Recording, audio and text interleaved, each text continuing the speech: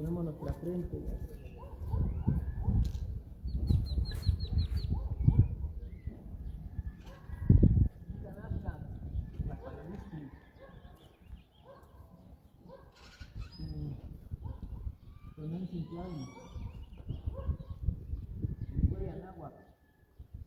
En Cali, Xochimilco.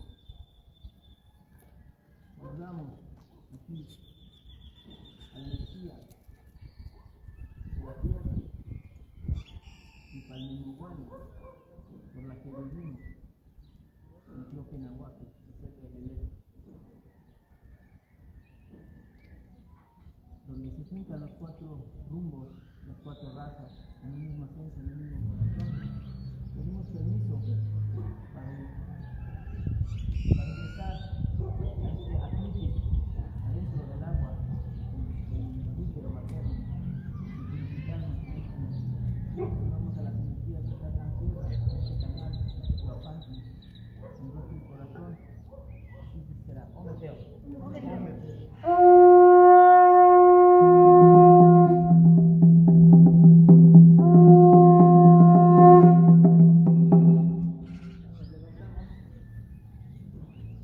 Y ahora giramos al revés a la derecha. Y ahora para simular la dirección espiral y que va hacia arriba. Nicanascan, Tlaxpalolistli, Nihuicas, Niñajecas, Teos, Nichicali, Tloquenahuaque, Nihuaytleyos. Saludamos a la energía del Padre, más allá de la energía que conecta con la Madre abajo, más allá de la cúpula celeste de la hospital, de la energía del viento seca que nos vivifica con el pleno para respirar, tirarnos ese respiro de vida interno que nos anima, purifica, nos vivifica, nos fortalece, conectamos las dos esencias y de afuera. Así es, será. Ometeo.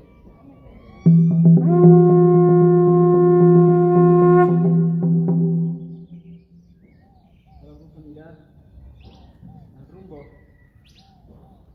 del este. Vamos a tomar nuestra mano derecha en el corazón y la vamos a prender hacia adelante, en señal de respeto. Y canascan Tlaxpalolistli, en Tlaxclan Pateos, en Cali, Quetzalcóatl, en Teli, en Tlapali. Saludamos a la energía del rumbo del este, el rumbo de la energía masculina, el rumbo de la biología, el rumbo donde nace la vida, donde tenemos nuestro sol interno que brilla y se conecta para despertar la conciencia de que estamos vivos, de que estamos respirando en amor y en resonancia. Ometeo.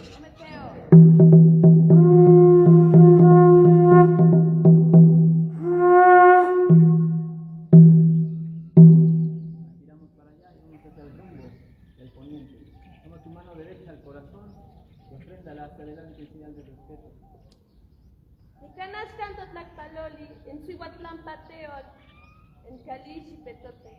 Saludamos al rumbo de la mujer, de la energía femenina, de la mujer medicina, de la medicina sagrada, la medicina florida Xochipacteo. Ometeo.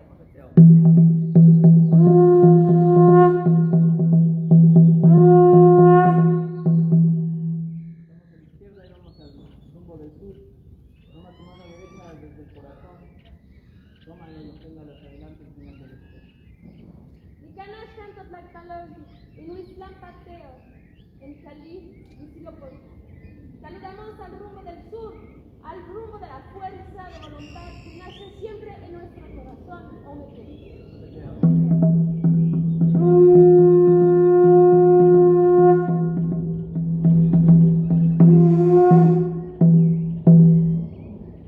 hacia el rumbo del norte. Toma tu mano derecha desde el corazón y ofréndalo hacia adelante en señal de respeto. Que nazca Tlaxpalolistli, Tlampa, Teo, Incali, Tlaxcaticoca, Xochimiquistli,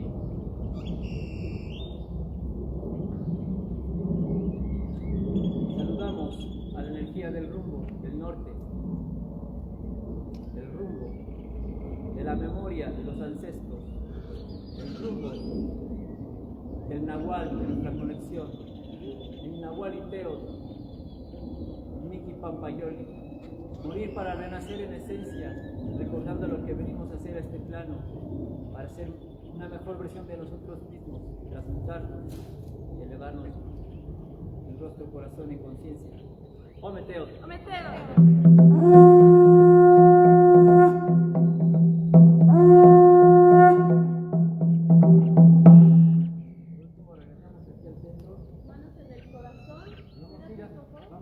Al rumbo más importante que tenemos, nuestro rumbo interior. ¿A dónde se encuentran aquí los cuatro vientos, los cuatro rumbos? Aquí, el centro de la tierra, en tu corazón. Cierra los ojos y ve la respuesta a un meteo. Vamos a poner una intención para este día, entrar en el temazcal, donde cada uno tómate unos segundos para reflexionar con la intención que vas a entrar a trabajar allí al temazcal, lo que vienes a transmutar y a dejar a limpiar, entrar en el temazcal.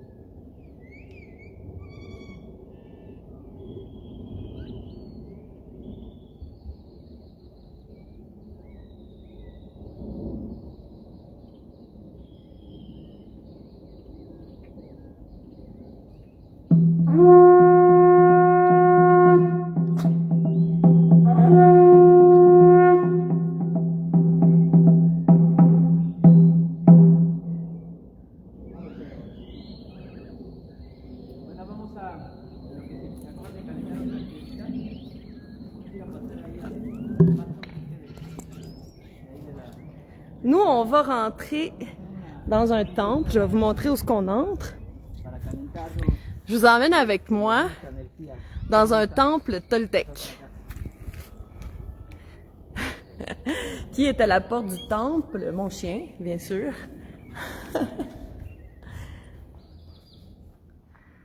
Fait que c'est ici que on va commencer le live du dimanche.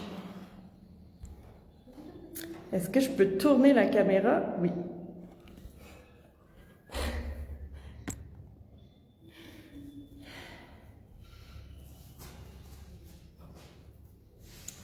Alors, je vous emmène dans une cérémonie autochtone, une cérémonie qui s'appelle la cérémonie du Temazcal.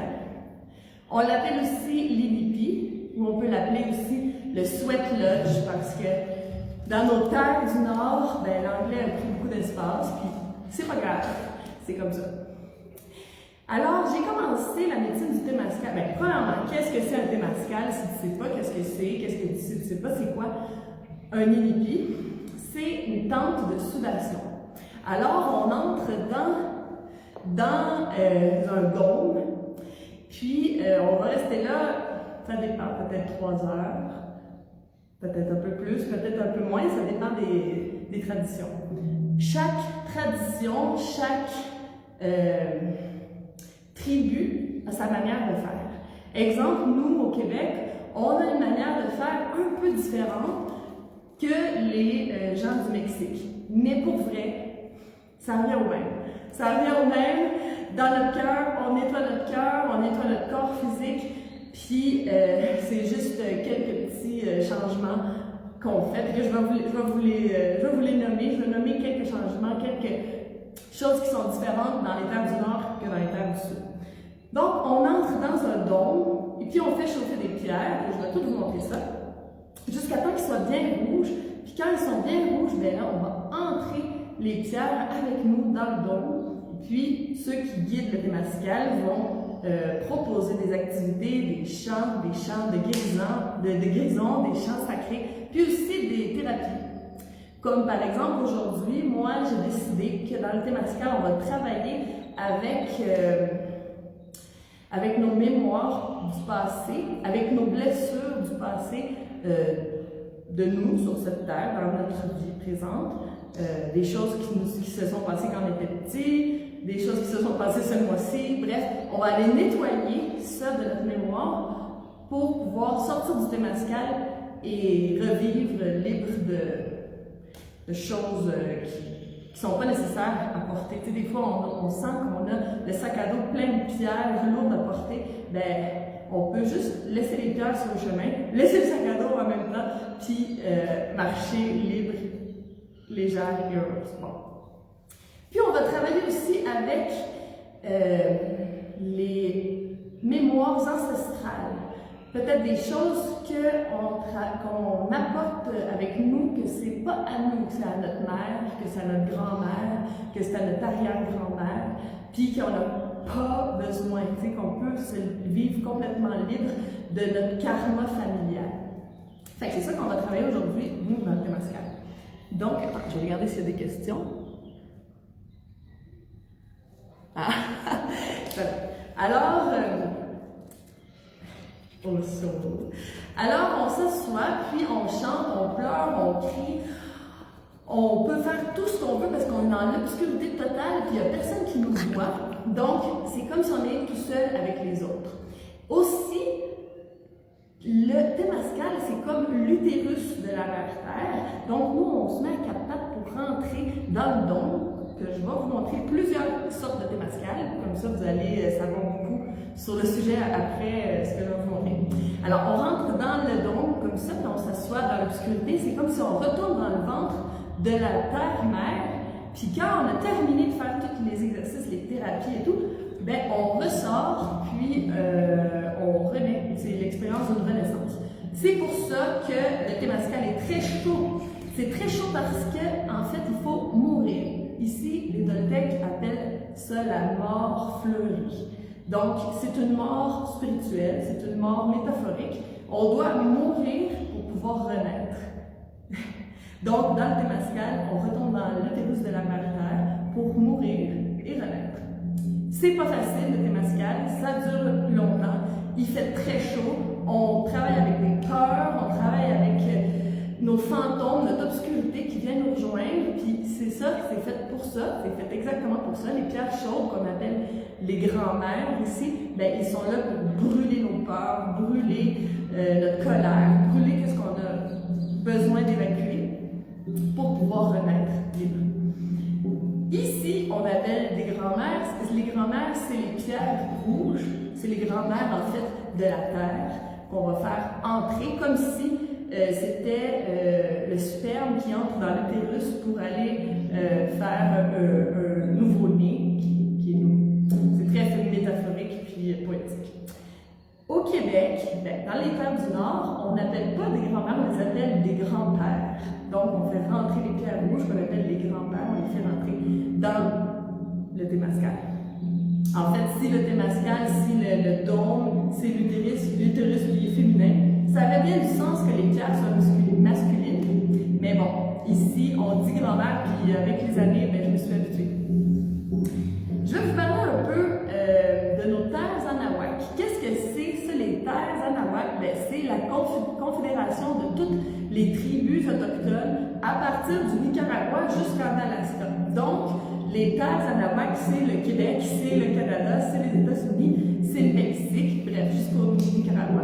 Il faut se mettre en tête qu'avant, ça n'existait pas Canada, Mexique. Avant, toutes les Amériques étaient une grande et une seule grande forêt. Donc, ils ont seulement séparé les tribus du Nord, qu'on appelle les terres Anahuac, puis les tribus du Sud, du Nicaragua jusqu'au pôle Sud, c'est le Tehuantinsuyu.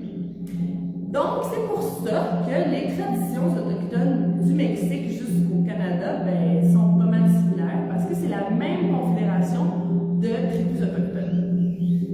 J'ai fait mon premier Temazcal au Québec, puis, mon Dieu, ça a complètement retourné ma vie à l'envers. Puis, j'ai voulu en apprendre plus. Fait que je suis descendue vers le Mexique. Moi, je suis vraiment partie, il y a 10 ans, en voyage pour apprendre les plantes médicinales. Puis, je suis vite tombée dans les plantes maîtresses, les plantes dites chamaniques. Donc, je suis allée dans l'Amazonie, je suis allée dans la jungle pour aller découvrir et cuisiner aussi les médecines autochtones. Mais il y en a une seule qui est vraiment restée dans mon cœur, parce que maintenant, je n'utilise plus de plantes médecines. Je sais que je possède tout à l'intérieur. Je les utilise détresse, qu'on dit plante hallucinogène.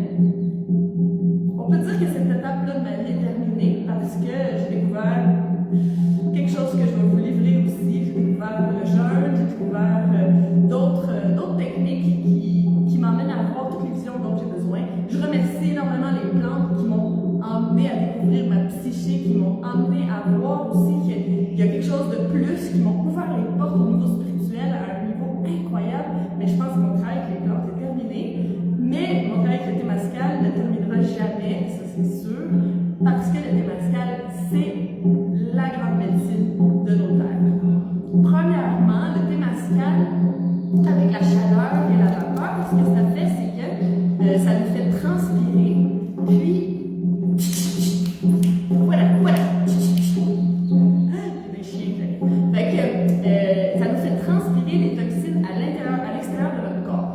C'est le meilleur moyen d'évacuer les métaux lourds. C'est le meilleur moyen d'évacuer les métaux lourds. Si on se met dans une chaleur intense, puis qu'après ça, on se met de l'eau froide, pas tant d'orge, mais on va évacuer les métaux lourds vraiment rapidement. Donc, le Témascal, c'est excellent pour évacuer les toxines, mais pas juste les toxines de notre corps physique, mais aussi nos toxines émotionnelles. Dans le Témascal, c'est tellement la place et le moment pour pleurer, pour sortir tout ce que tu as besoin de sortir, c'est le moment. Là. Donc, moi, ça me fait du bien, j'ai besoin de faire des Témascal de manière régulière. Quand je suis ici à Mexico, dans la ville de Mexico, on en fait toutes les semaines. Donc, j'espère vraiment pouvoir refaire, parce que j'ai fait quelques fois des Témascal au Canada. Ça a été vraiment génial au Québec, sur mes terres. J'ai fait des Témascal, j'ai construit un Témascal au Népal, j'ai emmené la médecine du Témascal jusque là-bas. J'en ai fait, bref, dans plein de continents. J'en ai fait en Colombie, bref. Ah, les chiens, là. Il faut vraiment qu'ils soient avec moi, les chiens, c'est sûr. Bon. Peut-être que ça veut dire qu'il faut que je sorte. Ok, je vous emmène ici, où ce que nous on fait les cérémonies de Témascal. C'est un endroit magnifique, puis ça vaut vraiment la peine que je vous le montre. Premièrement, je vais vous montrer un petit peu le temple où ce que je suis. C'est un temple toltèque. On a besoin de savoir que les Toltecs, ce n'est pas un peuple. En voulant dire, c'est pas... tout le monde peut être un Toltèque. Ah, j'ai emmené mon jus. Fait que aujourd'hui, c'est un jus de cactus avec de l'ananas et de l'orange. Alors, les Toltecs, tout le monde peut être un Toltec. Tu peux être un Chinois et être Toltec, il n'y a pas de problème. Comme tu peux être un Canadien et être un bouddhiste. C'est toi qui décides. La Toltecayotl, c'est comme, c'est le chemin à suivre des Toltecs.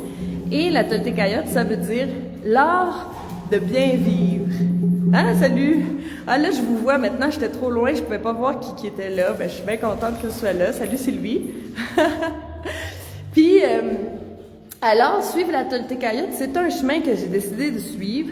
Autant que j'adore le bouddhisme, autant que j'ai plein de philosophies que j'adore, mais la philosophie des Toltecs, c'est quand même une de mes préférées, puis je vais vous livrer plein de secrets Toltecs. Bon, alors on va sortir. Puis là, je vais vous emmener vers une salle où les femmes donnent naissance. C'est un autre Témascal, c'est une autre tente de sudation, mais pour accoucher. Donc, ici, c'est l'entrée. Puis ici, c'est là qu'on va mettre, qu'on va faire, c'est fait pour faire le... Ici, on va mettre les pierres chaudes, les pierres rouges, puis la vapeur va passer dans l'autre pièce. C'est pas un Témascal très chaud, mais de toute façon, quand on accouche, on n'a pas besoin là, de faire une mort fleurie, là, on a juste besoin de se relaxer. Donc, la femme se couche ici, puis juste en face, là où il y a l'entrée, ben, c'est là que rentre la vapeur. Puis ça va aider à relaxer ses muscles, à dilater. Puis là, tu sais, il y a beaucoup d'espace. Fait que, tu sais, la famille peut être là, la sage-femme est là, tout le monde est là pour l'accueillir. Puis là, on va regarder Ici, on voit la femme en train d'accoucher. Fait que c'est une salle pour donner naissance. Si un jour j'ai un enfant, ce qui devrait arriver un jour, ben c'est sûr et certain que je veux donner naissance dans un Temazcal. Donc, je vais vous montrer un autre Temazcal. Un Temazcal qui est en forme de Quetzalcoatl. Alors, Quetzalcoatl, c'est l'archétype qui amène la lumière. Celui qui emmène le jour, c'est Tezcatlipoca, c'est l'archétype de la nuit, ou le dieu de la nuit, on va dire. Quetzalcoatl, c'est un serpent à plumes. Le serpent représente ça représente notre situation terrestre. C'est un animal qui rampe, mais c'est qui va lui pousser des ailes puis qui va pouvoir s'envoler. Fait que c'est ça qu'on fait, nous, en buvant des jus, en faisant des jeûnes, en nettoyant notre corps, c'est de pouvoir s'envoler comme le Quetzalcoatl. Alors, on va rentrer dans sa bouche. Je sais pas si ça vous tente, mais moi, oui. Alors, c'est un Temazcal. C'est un Temazcal très grand. Les chiens, là, ils ont décidé d'être avec nous, là. C'est correct. Alors, ici, c'est ici qu'on met les pierres. Puis, c'est un Temazcal vraiment magnifique, en fait, là. Ça vaut la peine que je vous le montre. Ce n'est pas le Temazcal qu'on va... On va pas rentrer dans ce Temazcal aujourd'hui parce qu'il est très, très grand et très difficile à chauffer. Il est vraiment beau, là, mais c'est pas le plus chaud. Puis moi, j'aime ça. J'aime ça quand il fait vraiment chaud. Donc, on va aller dans le Temazcal, nous, de Tlaloc, le dieu de l'eau. Alors, on sort de la bouche de Quetzalcoatl.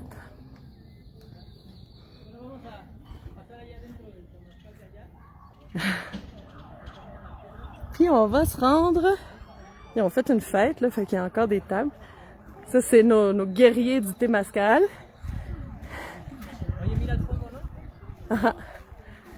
Bon, il m'a dit qu'il faut que j'aille voir le feu, fait que je vais aller voir le feu.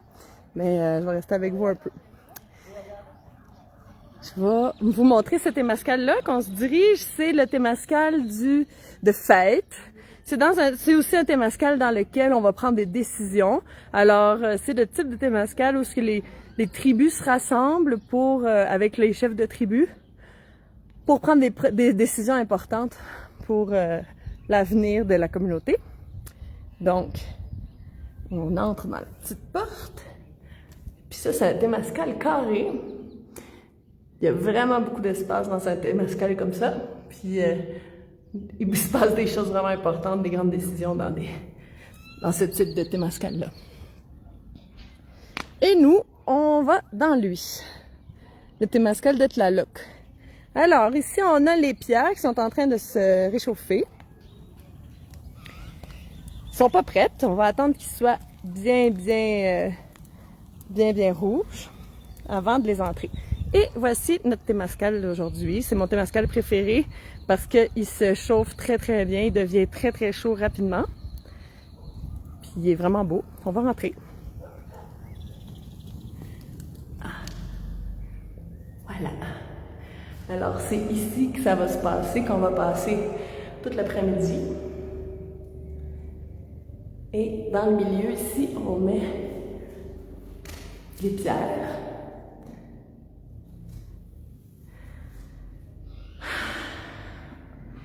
On en a fait beaucoup de Temazcal dans ce Temazcal-là. Il y en a eu des histoires, des libérations, des pleurs, des libérations aussi pour se libérer, aussi aider les gens qui viennent de mourir, accueillir les bébés qui viennent de naître. Il y a des bébés qui viennent dans le Temazcal. Puis, je vous jure que les bébés, ils sont meilleurs que nous. Des fois, quand nous, on a envie de sortir puis que le mental, il dit « Oh là, il faut que je m'en aille, il faut que j'aille aux toilettes. » Tu sais, on s'invente plein de raisons pour sortir. Le bébé, lui, il dort. Christelle demande à quelle fréquence on pratique le Temazcal. Ben là, c'est libre à toi. C'est libre à savoir à quelle fréquence tu as envie de nettoyer. Moi, je dirais, là, au moins à chaque cycle de lune, en faire un. Ou plus, pourquoi pas. Chaque culture a les manières différentes de transpirer. il y a le hammam dans les pays arabes. Il y a les bains turcs. Tu sais, on a tous les continents, toutes les cultures ont leur manière de transpirer et de libérer des toxines. Puis au Mexique, ben, dans toutes les terres anahuac, ben, c'est le sweat lodge, c'est le temazcal.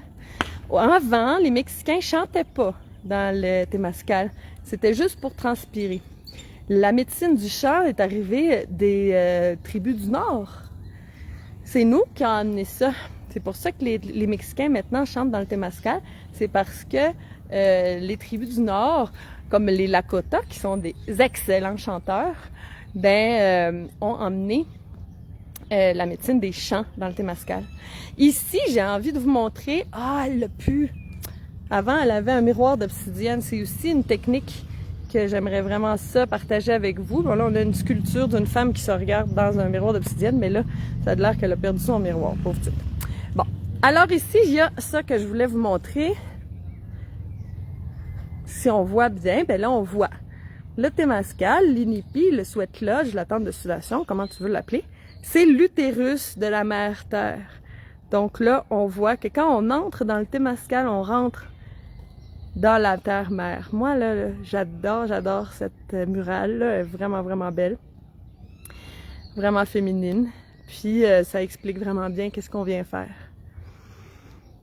Donc, moi, ben, qu'est-ce que c'est mon histoire avec cette médecine-là? Bon, mais comme je vous ai dit, je suis tombée complètement amoureuse du temazcal. Puis, je suis descendue au Mexique. J'ai rencontré des temazcaltiani, ce qu'on appelle, que ceux qui guident le temazcal. Puis je suis devenue super amie avec eux, puis on a traversé toute l'Amérique centrale jusqu'en Colombie ensemble, et puis on donnait des temazcals partout. À ce moment-là, moi, ben, je faisais la traduction en anglais parce qu'on faisait des temazcals pour des gens qui parlaient anglais, puis eux, ils parlaient pas anglais, alors je faisais les traductions en anglais, puis je les aidais. Mon travail, c'était d'aider, d'aller chercher du bois, d'aller chercher des pierres, d'aider à construire le temazcal. Travailler. Pendant des années, ça a été ma place. Ma place, ça a été d'aider. Puis après, ben, je suis allée avec des grands-pères, des grands-mères. Qu'est-ce que c'est ça, des grands-pères, des grands-mères? C'est ce que, quand on n'est pas initié, on appelle chaman. Il n'y a pas de chaman en Amérique, mais les hommes et les femmes de savoir, puis les femmes médecines, on les appelle grand-mères ou grand-père. Puis si on va en Amérique du Sud, on va dire taïta et maïma, mais on dit pas chaman. Donc, je suis restée avec des grands-pères, des grands-mères, pour les aider, puis apprendre. Donc, bien vite, j'ai pris plus et plus de responsabilités, jusqu'à temps qu'un jour, j'arrive dans une communauté, puis chaque personne, fallait qu'il donne un travail pour faire partie de la communauté. Il fallait avoir une spécialité, puis travailler. Puis ça, c'était ton prix à payer pour faire partie de la communauté. Puis justement, où moi, j'avais décidé de construire ma petite maison, il y avait un temazcal. Puis j'ai appris après que ce temazcal-là, c'est le temazcaltiani, celui qui l'avait construit, c'était celui avec qui j'avais traversé l'Amérique centrale. Donc, je sentais que j'étais vraiment reliée avec ce temazcal-là. Puis moi, j'ai dit, ben, est-ce que vous voulez que je fasse une cérémonie de temazcal? Puis ils ont tellement aimé ma cérémonie que ça a été ça. Chaque semaine, je devais leur faire une cérémonie de temazcal. Donc, tout le temps que je suis restée là, j'ai fait des temazcals chaque semaine. Puis chaque semaine, il fallait que je leur fasse un temazcal différent. Donc, ça m'a vraiment donné beaucoup d'expérience. Après, j'ai continué à rester avec un grand-père qui a continué à m'enseigner. Puis maintenant, ben là, j'ai commencé à donner depuis des années des temazcals chez ce grand-père-là, qui est à Mazunte, au Mexique, à la plage.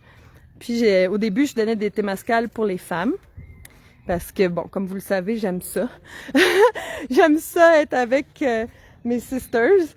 Puis après, ben finalement, j'ai commencé à faire des temazcals pour tout le monde.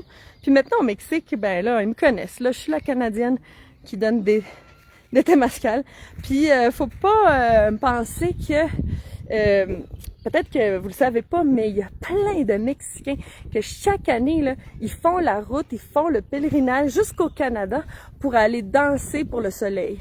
Parce que la danse de la lune puis la danse du soleil au Canada est super nice, puis elle est super forte. Ça, c'est d'autres traditions autochtones que moi j'ai faites ici au Mexique. Mais c'est des traditions vraiment importantes, les danses. Alors, les femmes, on danse... je vais tourner la caméra pour que vous me voyez la face. Les femmes, on danse pour la lune. Alors, on danse pendant 4 nuits. Puis pendant toute la nuit, on danse. Le matin, on fait un sweat lodge, un temazcal. Le soir, on fait encore un temazcal. Le jour, on dort. Ben bon, on dort pas ben parce qu'il fait vraiment chaud. Puis on reçoit les enseignements des grands-mères qui nous enseignent des choses vraiment importantes de la vie, la médecine, bref. Puis la nuit, ben toute la nuit, on danse. Puis on prie. Donc, il y a plein de traditions autochtones qui sont vraiment, vraiment, vraiment intéressantes. Comme la recherche de vision aussi, qui est super belle, on monte une montagne, puis on reste pendant 4 jours seul, en jeûnant, tout seul avec la montagne, puis on attend d'avoir une vision. Bref, quand on descend de la montagne, qu'est-ce qu'on fait? On rentre dans le temazcal pour aller nettoyer tout toutes les émotions, tout qu'est-ce qu'on a pu nettoyer, ben on le nettoie ensuite dans le temazcal, on le laisse partir. Bon, je vous emmènerai bien pendant toute la cérémonie, mais je pense que mon téléphone pourra pas tenir le coup. Donc, j'espère qu'un jour je vous verrai ici, puis qu'on pourra faire un temazcal ensemble et chanter et se libérer ensemble. Puis sinon, ben, c'est peut-être moi qui s'en va vers nos terres du Nord, sentir l'odeur des sapins puis des conifères. Fait que je vous laisse là-dessus. Puis moi, je m'en vais continuer la cérémonie, puis prendre soin du feu pour qu'on ait tous la chance de mourir et faire notre mort fleurie ensemble dans l'utérus de la terre-mère. Ometeot.